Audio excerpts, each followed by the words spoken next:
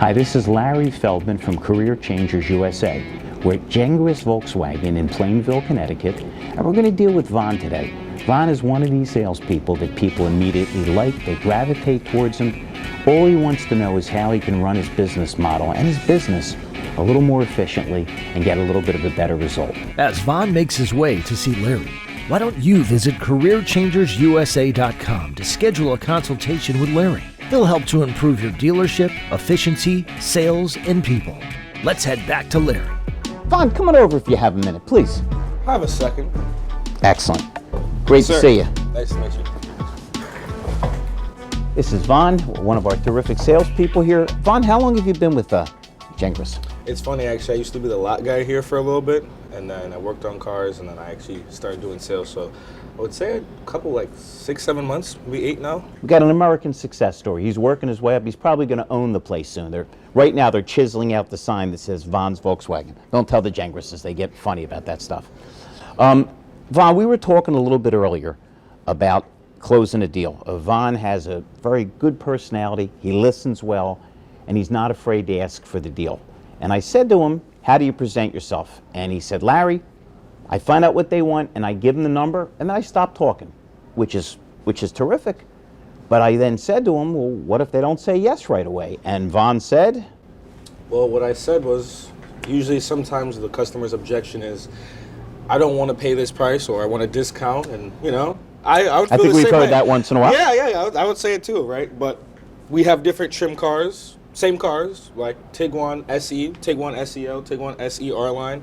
So we just have to find that balance there and kind of work to the price point that kind of matches them. We can get them on the same car, but maybe just have a little less features so they still get they want the all-wheel drive, they want the SUV, they want that body style, because people buy the cars for the looks.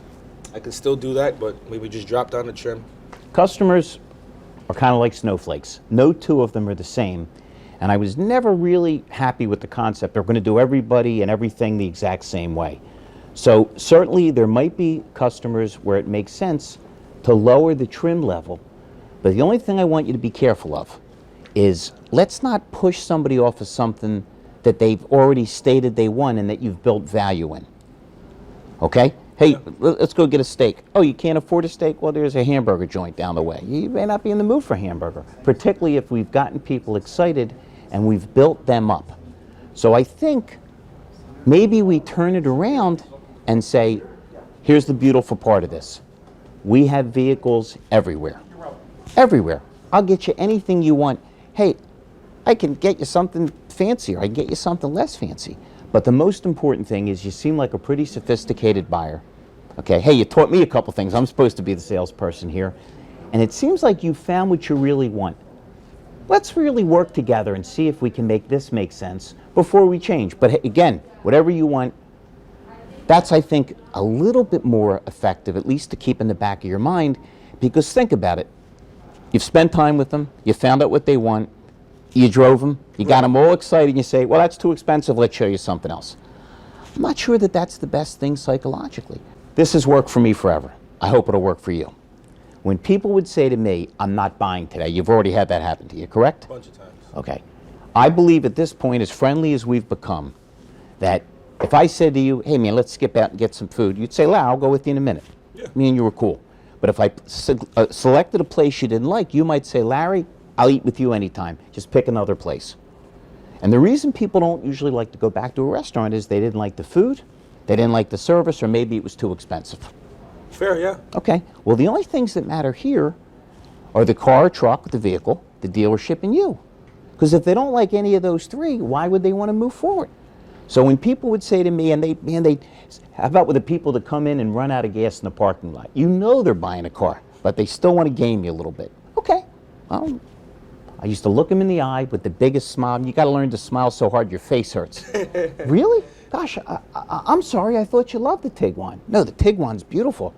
Gosh, I hope it's not the dealership. No, you guys are nice. You did that charity thing. Man, I hope it's not me. No, Larry, you're a little crazy, but I actually like you. Well, I don't get it. And again, you add the value back for them. You said you like the car, you like the dealership, you even like me. Everybody thinks I'm a little crazy. I'm not playing hard to get. Please tell me what I could do to earn your business. I'd love to have you as a customer.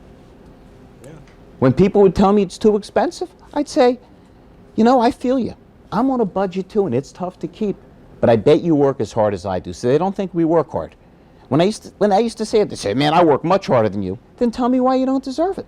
I mean, I'll sell you this chair. We'll put some wheels on it. Yeah. Again, you have to empathize with the customer, because even though the dealership's name is on the check every week, it's really your customer that's paying you. They're just the middle person handling the money. We want to make sure we find out what they want, what they need, and give it to them. And it starts with being likable and then being knowledgeable, but it always comes down to empathy. I feel you, I understand you. Make sense? Makes great sense. Cool, man. If there's anything else I can ever help with, let me know. And we'll talk later about where we're going to eat. Sounds good. It's on you though, right?